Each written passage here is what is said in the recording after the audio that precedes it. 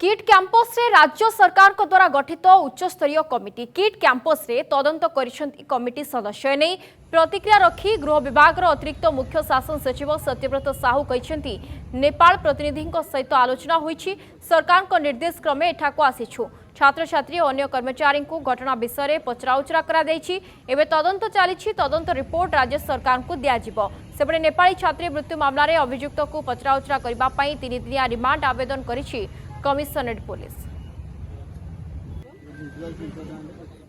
आम करुचु विभिन्न लोक सहित कथबार्ता करुचु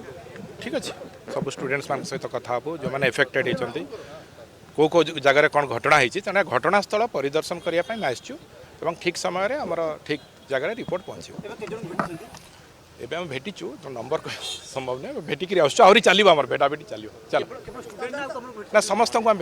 कथबार्ता करूँ डिफरेन्स